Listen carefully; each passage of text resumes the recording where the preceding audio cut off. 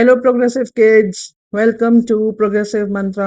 अब world war to chapter 4 social science code number 213 का question answer bank ready है और ये अप्रोच ओरिएंटेड है। मैं बहुत क्लियरली बता दूं, सारे के सारे क्वेश्चंस में कवर करे गए हैं, लेकिन जिसकी अप्रोच है कि अच्छे नंबर लाने हैं तो वो बहुत अच्छे नंबर ले आएगा इसमें। जिसकी अप्रोच कैजुअल है वो नॉर्मल नंबर आएगा। जिसकी अप्रोच है कि जस्ट पास होना है तो वो भी पास हो जाएगा। All I want to convey is कि आप इसको ढंग से पढ़िएगा। बहुत अच्छे नंबर तो पक्के ही हैं, लेकिन अपनी अप्रोच पॉजिटिव रखो कि हमें अच्छी तरीके से एग्जाम देके नंबर लेने हैं। ठीक है, तो बिना टाइम वेस्ट करे हुए अब हम स्टार्ट करते हैं पूरा क्वेश्चन बैंक जो पूरा का पूरा चैप्टर कवर कर रहा है। तो मॉडर्न वर्ल्ड 2 चैप्टर 4, अब इससे डरने की जरूरत नहीं है। It's all just simple for you now. ठीक है, नाउ वन वर्ड से स्टार्ट करते हैं फटाफट। Question number 1, who invented steam engine in 1769? James Watt. और ये एक स्टेपिंग स्टोन था। वो कैसे, वो आगे पता चलेगा अभी जब लॉन्ग आंसर क्वेश्चंस आएंगे। ठीक है, फटाफट फटाफट अभी पहले हम क्वेश्चंस कर लेते हैं short answers. Which invention by John Kay increased weaving output 4 times? It was flying shuttle. Very, very important. Who is called the father of factory system? Richard Arkwright. Which two natural resources were crucial for England's industrial revolution? It was coal and iron. Who invented spinning jenny? James Hargreaves. Which machine was invented by Jethro Tull for farming? Seed drill. Then, who built first steam engine? George Stephenson. Which policy believed in more exports and less imports? Mercantilism. कुछ नहीं था, इसकी policy का मतलब था trading, बस और कुछ नहीं, इतना दिमाग में रखना। Who invented the electric motor? Michael Faraday. Which country was the first to industrialize? Britain. Now, two line answers आपके पास ready हैं with questions. Why did merchants set up factories in England? The domestic system couldn't meet growing market demands, so merchants built factories with machines and hired workers on fixed wages, यानी wages आनी शुरू हो गई थी। ठीक है, second, how did enclosure acts affect farmers? Lands were consolidated, increasing production but leaving many farmers landless, forcing them to migrate to cities for factory jobs. इसलिए enclosure acts के अंदर ये चीज बहुत क्लियरली डिफाइंड थी। सो लैंड्स को consolidate करा गया था और प्रोडक्शन जब इंक्रीज हुई तो काफी सारे फार्मर्स जो थे वो लैंडलेस हो गए। Now enclosure system just enforced that they migrated from one place to another, जहां पर वो सिटीज के अंदर चले गए फैक्ट्री जॉब्स के लिए। और एनक्लोजर एक्ट ने इस चीज को अफेक्ट करा, किसको? The migration. What was the role of coal in industrial revolution? Coal powered steam engines and industries to mining conditions were dangerous and caused health problems. इसमें मैं आपको बता दूं इंडस्ट्रियल रेवोल्यूशन में क्या था। जब इंजन्स में जब स्टीम इंजन्स जो यूज हो रहे थे उसमें माइनिंग कंडीशंस जो थी, क्योंकि कोयला यूज होता था, ठीक है, तो माइन करना पड़ता था वो, तो उसके लिए दुबले पतले लोग ही जरूरत होती थी। उसमें ज्यादातर बच्चे होते थे जो उस कोयले की खान में जाते थे और कोयला लेके आते थे, जिसकी वजह से उनको रेस्पिरेटरी प्रॉब्लम्स भी हो गई थी। ठीक है, सो वो डेंजरस था और हेल्थ प्रॉब्लम बहुत ज्यादा हो रही थी। तो कोल की एक ये ड्रॉबैक थी। Why was England geographically suited for industrialization? Industrialization का मतलब जहां इंडस्ट्रीज आ गई थी, तो इंग्लैंड ही क्यों वहां पर सूटेड था geographically? It's island location, waterways and free trade area allowed unhindered progress and easy access to overseas market minded. इसका मतलब क्या है? जो उसका आइलैंड लोकेशन था, वाटरवेज था और फ्री ट्रेड एरिया जो था, उसकी वजह से क्या हुआ था? प्रोग्रेस और इजी एक्सेस थी ओवरसीज मार्केट्स को, यानी कि एक ऐसा एरिया जहां पर पोर्ट था, आना, सामान को ड्रॉप करना और चले जाना विदाउट वेस्टिंग टाइम। ये सारी चीजें कंसिडर करी जाती हैं जब लार्ज स्केल ट्रेड होता है, और इंग्लैंड उसके लिए उस टाइम आइडल था। What was the impact of spinning jenny? Spinning jenny was another important invention. It allowed multiple spools of threads, यानी धागे, जो लंबे लंबे धागे थे वो बहुत जल्दी जल्दी बन रहे थे और एक बार में स्पन हो रहे थे। स्पन मतलब एक बार में पिरोए जा रहे थे, मेकिंग कॉटन टेक्सटाइल की industry of the period. Cotton जो है आज भी और तब भी हमेशा से फेवरेट क्लॉथ रहा है, बिकॉज वो गर्मी को अब्सॉर्ब करता है, और उसी की वजह से हमारे इंडिया में सूरत से ट्रेड स्टार्ट हुआ था, बिकॉज हमारा कॉटन बहुत बहुत बहुत ही अच्छा है। ठीक है, तो ये सब चीजें जो थी, कॉटन का फटाफट बनना और ट्रेड का इम्पैक्ट, ट्रेड जब भी लार्ज स्केल पे होता है ना, तो उसको बहुत ज्यादा पुश चाहिए होता है, उसको स्पीड चाहिए होती है, जो कि इन सब चीजों की वजह से मिल गई थी। उसमें एक कंट्रीब्यूशन स्पिनिंग जेनी का भी था। ठीक है, बीच बीच में मैं सारा छोटी छोटी चीजों को समझाती रहूंगी आपको, जिससे कि क्लैरिटी हो जाए क्वेश्चन आंसर में भी। How did steamships change trade? Steamships replaced sailing ships, enabling faster and more reliable transport across oceans. तो स्टीम शिप्स जो थे उनका कंट्रीब्यूशन ये था कि उनकी वजह से स्पीड बढ़ गई थी ट्रेड की। What were working conditions like in factories? Workers faced long hours, low wages, poor ventilation, unsafe environments, and especially women and children.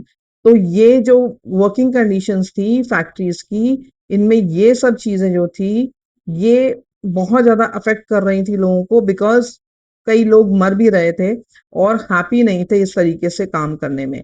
So they were to be improved, लेकिन जो मर्चेंट्स थे उनको तो फायदा हो रहा था। What was the role of trade unions? They pressurized factory owners and government to improve wages, working hours and living condition. Trade unions हर जगह पे होती हैं, हर फैक्ट्री के अंदर होती हैं, और वो जो लेबर्स होते हैं उनके इंटरेस्ट को देखती हैं। तो उस टाइम भी उन्होंने यही किया। How did industrialization spread outside Britain? अब ब्रिटेन सेंटर था, लेकिन ब्रिटेन के बाहर कैसे गई? Knowledge leak through workers like Samuel Slater, sparkling revolutions in America, France and Germany. हमेशा एक बात याद रखना, जब भी नॉलेज, किसी भी चीज की नॉलेज जब स्प्रेड होती है, तो अपने आप वो कहाँ चली जाती है? क्रॉस कर लेती है बॉर्डर्स को। तो अमेरिका, फ्रांस और जर्मनी में भी चली गई, बिकॉज सैमुअल स्लैटर ने बहुत ज्यादा एजुकेशन और नॉलेज को स्प्रेड करना शुरू करा वर्कर्स के थ्रू। ठीक है, now it's started spreading then. Next question, what was the impact of industrialization on colonies? Colonies were exploited for raw materials, cheap labor, and markets, leading to resistance and independence movements. तो ये इस वजह से हुए। अब आ जाओ long answers पे। ठीक है, explain the causes of industrial revolution in England. पहले तो मैं आपको थोड़ा सा ये बता दूं कि जब भी हम रेवोल्यूशन की बात करते हैं, चाहे आप इसके आगे इंडस्ट्रियल लगा दो, चाहे आप इसके आगे फ्रेंच लगा दो, चाहे आप इसके आगे व्हाइट लगा दो, चाहे आप इसके आगे गोल्डन लगा दो, रेवोल्यूशन का मतलब होता है positive change, drastic change, vast affecting change and good for everyone. हर किसी के लिए अच्छा पॉजिटिव चेंज। तो यहाँ पर वो चेंज क्या हुआ? जब इंडस्ट्री आ गई तो हैंड लेबर कम हो गई और जो प्रोडक्शन थी वो फास्ट होने लगी, यानी डिमांड्स जो हैं वो मीट होने लगी। तो ये प्रोग्रेस की तरफ जो है चीजें होने लगी, इसीलिए हमने इसको रेवोल्यूशन कहा। सो इंट्रोडक्शन आप सबसे पहले देना, मैंने पहले भी आपको बताया पहले वाले वीडियो में। The industrial revolution began in England in 18th century, transforming agriculture industry in. देखो, इंट्रोडक्शन देने का मतलब क्या होता है? You are giving a silent message to examiner कि आपको नॉलेज है। आप ऐसे ही कहीं से नहीं लिख रहे हो, यू हैव नॉलेज कि कब इंडस्ट्रियल रेवोल्यूशन स्टार्ट हुआ उसके बारे में। यानी कहीं पर भी आप जाते हो तो अपने बारे में भी इंट्रोडक्शन देते हो ना। अब यहाँ पर क्या है कि आपको ज्यादा मार्क्स लेने, तो आप एक इंट्रो दे रहे हो टू द एग्जामिनर, और उसी हिसाब से आपको नंबर मिलेंगे। जो लिखोगे उसी के नंबर मिलेंगे। ठीक है, क्योंकि 1 to 1 you are not talking to the examiner. सो अब नेक्स्ट पॉइंट पे आते हैं, अवेलेबिलिटी ऑफ कोल एंड। ये देखो, ये point, availability of coal and natural resources was important point. ये रीजन था कॉज ऑफ इंडस्ट्रियल रेवोल्यूशन का। Inventions like steam engine, spinning jenny and flying shuttle gave push and speed to the trade. Enclosure acts important थे, increasing agriculture efficiency by displacing farmers, and they were displaced by the workers, industrial workers. Favourable political conditions like removal of trade barriers, उसकी वजह से क्या हुआ? ज्यादा trade flourish करने लगा। Geographical advantages भी थे, वो क्या थे? The geographical advantages were waterways, island security and overseas trades, which help all the other countries also to engulf in the flourishing trade. Conclusion, England's unique combination of resources, inventions and policies made it the first industrialized nation. हमेशा याद रखना, Britain और industrial revolution simultaneously चलेंगे। Next question, describe the major invention of industrial revolution. आप introduction को हर question में repeat कर सकते हो। Industrial revolution was marked by technological innovation that boosted production. ठीक है, इसके पॉइंट्स क्या हैं? सबसे बड़ी बात, फ्लाइंग शटल बाय जॉन के इन 1773, spinning jenny by James Hargreaves 1764, steam engine by James Watt in 1769, seed drill by Jethro Tull in agriculture, steam locomotive by George Stephenson 1814। ये सारी इन्वेंशंस की वजह से इंडस्ट्रियल रेवोल्यूशन आया और उसने स्पीड पकड़ी। Conclusion: These inventions revolutionized textiles, transport and agriculture, laying the foundation for modern industry जो अब आप देख रहे हो आ चुकी हैं। Discuss next question, discuss the impact of industrial revolution on workers. अब सब कुछ आपके सामने आ गया, कॉजेस क्या थे, अब इम्पैक्ट पे आ गए हम। Introduction, industrialization change the lives of workers, often negativity at first.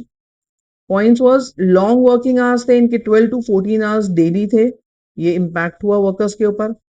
Low wages थे for women and children, poor housing and hygiene in urban areas, also unsafe factory condition, dirty, damp and noisy it was, rise of trade union demanding reforms, क्योंकि conditions बहुत खराब हो रही थी specially workers के लिए, तो डिमांड किसने करा चेंज के लिए, रिफॉर्म्स के लिए? ट्रेड यूनियंस ने। सो कंक्लूजन क्या थी? दो initially harsh workers eventually gained rights and better conditions through collective struggle. Fine. Now, next question. We have to be fast because exams are in the corner. Explain the role of coal and iron in industrial development. Coal and iron were the backbone of industrial progress. Coal powered steam engines and industries, dangerous mining conditions, but essential fuel source.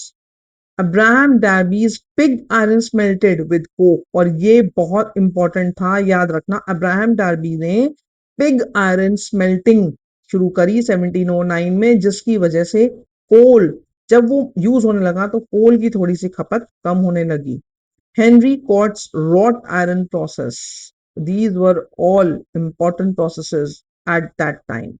Use of iron in machinery, ship building and hardware, ये फिर एक बड़ा empire खड़ा करने के लिए एक milestone बने। कोल and iron enabled mass production, देखो आ गया ना, मास प्रोडक्शन हुई इसकी वजह से, and infrastructural growth. What is infrastructure?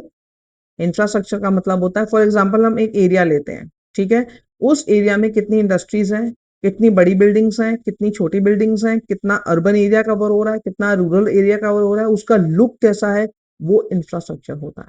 ठीक है, तो जितना अच्छा इंफ्रास्ट्रक्चर उतना ग्रोथ प्रोस्पेक्ट अच्छा, उतनी ग्रोथ दिखती है। And driving industrial expansion, these all things expand these all these things expanded the growth in the modern period.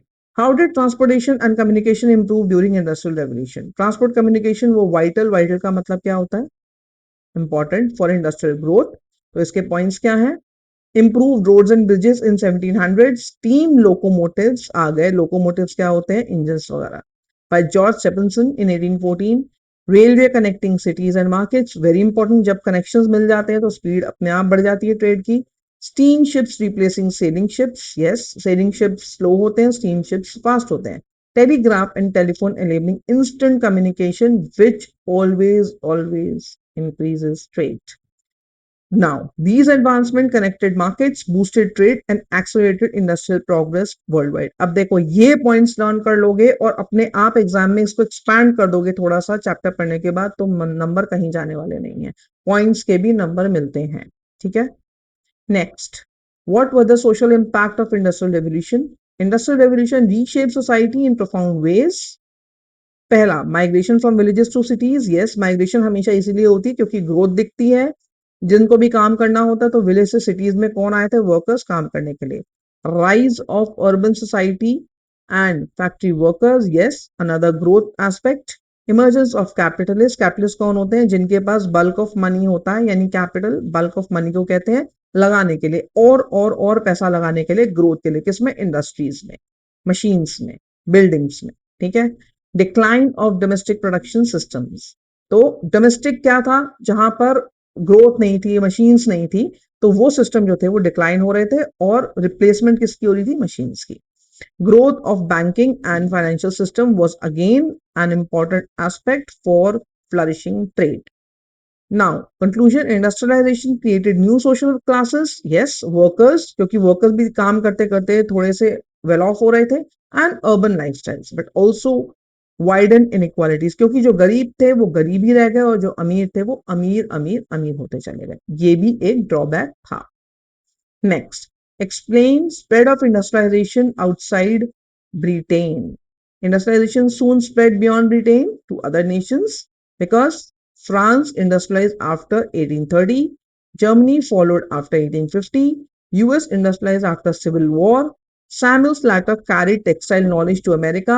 Now, जहां पर भी किसी को भी prospects दिखेंगे वो अपने आप को expand करेगा. तो सैम्यूल स्लैटर ने जब नॉलेज दी कि देखो इस तरीके से टेक्सटाइल्स और बन सकते हैं, तो अमेरिका ने भी इंडस्ट्रियलाइजेशन को अडेप्ट करा.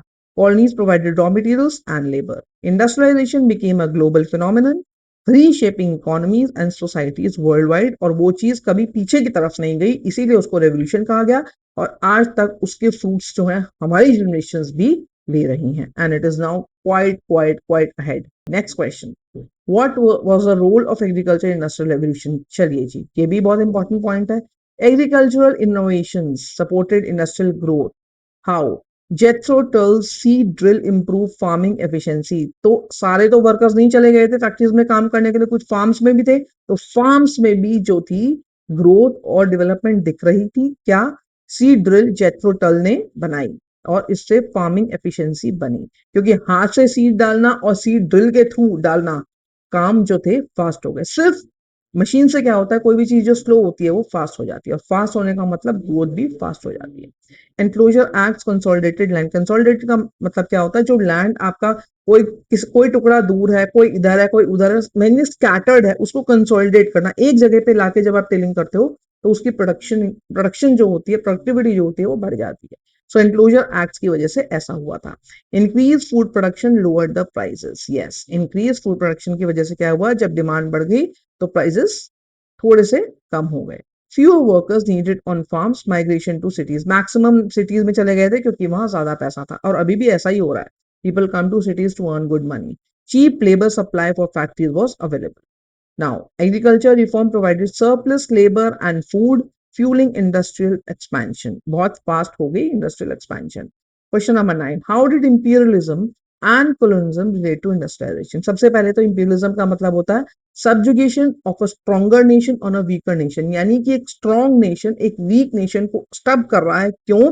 क्योंकि जो एक weak nation है वो expand नहीं कर पा रहा, लेकिन उसके पास resources हैं, उसके पास खजाने हैं मिनरल्स के बाय नेचर, तो उसको लेने की कोशिश करता है एक बड़ा नेशन, कि वो सब्जुगेट करे, यानी दबाव डाले छोटे नेशन पे, लड़े नहीं, दबाव डाले किसी भी तरीके से, टैक्सेस ज्यादा देने पे, ट्रेड में अपने आप को ऊपर रखने पे, बहुत सारे तरीके से दबाव डाले और उसके रिसोर्सेस को जो है वो हथिया ले.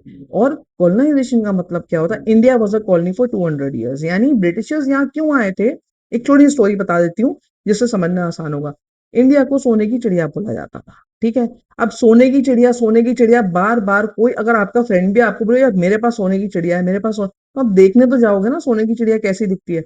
तो इसलिए इंडिया को देखने के लिए, यहाँ पर ट्रेड रूट्स डिस्कवर करने के लिए और इंडिया को एक्चुअली देखने के लिए सोने की चिड़िया क्यों कहा जा रहा है, आए कौन, एक्सप्लोरर्स, ट्रैवलर्स. उनकी कोई इंटेंशन नहीं थी कि यहाँ पर वो कैप्चर करेंगे, लेकिन जब वो आए तो हमारे राजा महाराजा जो थे वो सारे के सारे शराब के नशे में धुत रहते थे, और उनको कोई लेना देना नहीं था अपनी मिनरल से, अपने गोल्ड से, अपनी सब ऐश परस्तियों से कोई मतलब नहीं था, सिर्फ अपनी पर्सनल ऐश परस्ती. वो क्या करते थे, पूरे दिन शराब के नशे में धुत और बस एंजॉय करते थे अपनी लाइफ को.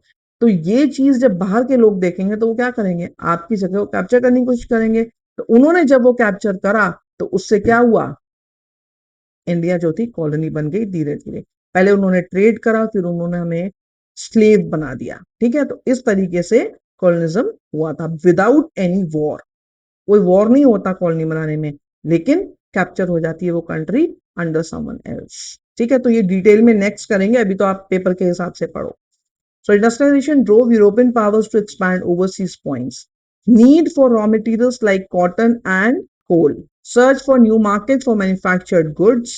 demand for cheap labor in colonies, competition among European powers for colonies, and exploitation of colonies and social and political systems. ये reasons थे imperialism और colonialism के which were related to industrialization. इस वजह से हुआ. Industrialization and imperialism were interconnected, leading to colonial exploitation and eventual resistance. ठीक है? Next question is summarize overall impact of industrial revolution. The industrial revolution was turning point in world history. बहुत important question है. क्यों? As it is learn कर लेना. Rise of factories and machine production, growth of urban society and capitalism. Capitalism यानी कि लोगों के पास पैसा था जो हाई एंड काम पे लगा सकते थे, यानी कि मशीन्स पे, बिल्डिंग्स पे और फैक्ट्रीज पे. Spread of industrialization globally, harsh working conditions, but eventually reforms were also made. ठीक है. Also expansion of imperialism and colonialism. इस वजह से क्या हुआ, ओवरऑल इम्पैक्ट जो था इंडस्ट्रियल रेवोल्यूशन का ऐसा पड़ा जिसमें पॉजिटिव नेगेटिव दोनों थे और यहां से स्टार्ट हुआ ग्रोथ का सिलसिला.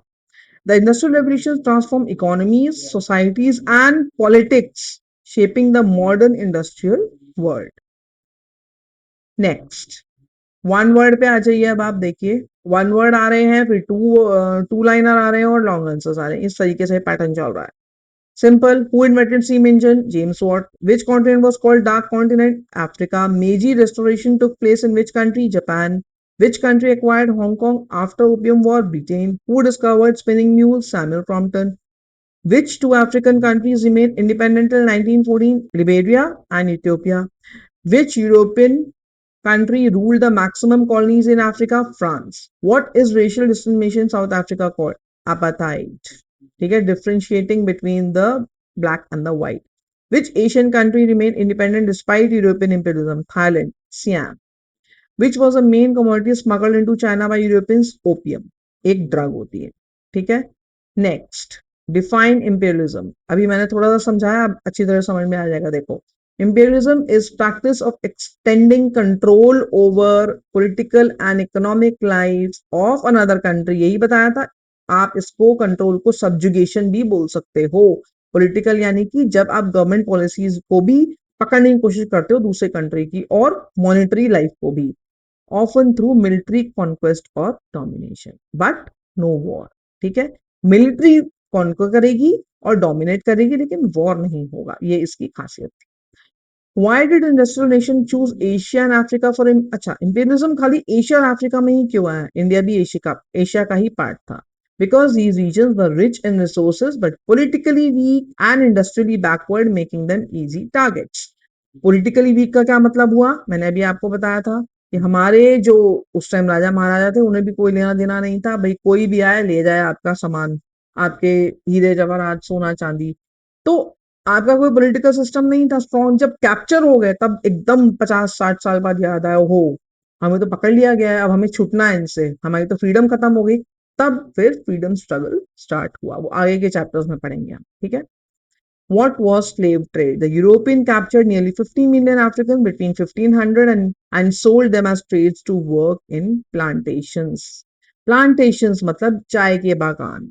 जहां पर भी चाय के बागान थे वहां पर, अभी भी जो आसाम वगैरह में है, वहां पर जब आते थे काम करने के लिए वर्कर्स, तो उनको स्लेव्स इसलिए कहा गया है क्योंकि उनको वहां से फिर वापस नहीं जाने दिया जाता था जब तक उगाने के बाद आ नहीं जाती सारी पैदावार, उसको निकाल नहीं देते आप पत्तों को, चाय के बागानों को, चाय पत्ती को, और पैक नहीं कर देते. इसमें महीनों लग जाते थे और उनको पकड़ के ही रखा जाता था क्योंकि ऐसा लगता था उनको, ओनर्स को, कि ये वापस नहीं आएंगे फिर से काम करने के लिए. ठीक है, इसलिए उनको स्लेव्स बना के रखते थे. लेकिन लेबर मिलती नहीं थी तो वो जबरदस्ती भी लानी पड़ती थी, काम तो करना ही था. इसलिए that was not a good act actually. Name two advantages of transport growth in colonies: easy movement of goods and quick deployment of troops. What was Boxer Rebellion? Important hai. The violent uprising in China against Christian missionaries and foreign exploitation, secretly supported by royal court. This was called the Boxer Revolution. Next, what was Meiji Restoration? A reform movement in Japan. Japan में हुई थी मेरी restoration that transformed it into an industrial and militarized nation. Which European country was initially dominant in India before Britain? Portugal and Holland, later replaced by Britain and France. What was the impact of Opium Wars in China? China was defeated, forced to open ports, handed over Hong Kong, and granted extraterritorial rights. Which country introduced tea and rubber plantations in Sri Lanka? It was Britain. What was the worst impact of imperialism in Africa? Racial discrimination and appetite against native population. ये सबसे बुरा impact था imperialism का Africa के ऊपर. ठीक है. Next. Explain main reasons for rise of imperialism.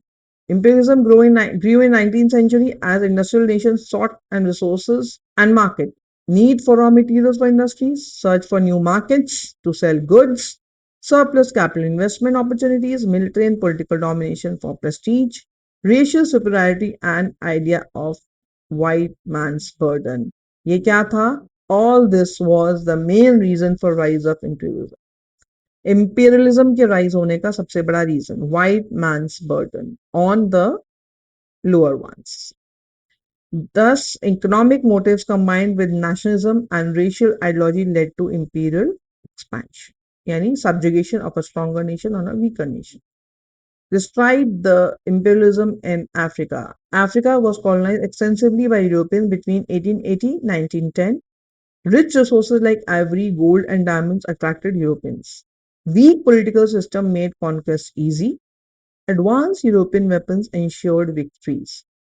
France ruled North and West Africa and Britain ruled vast territories. Only Liberia and Ethiopia remained independent till 1914, बाकी captured थे. Africa was divided among European powers, leading to exploitation and slavery. That was very bad. उस time बहुत ज़्यादा exploitation हुआ था humans का. ठीक है. अब ये देखो. Another important question coming up.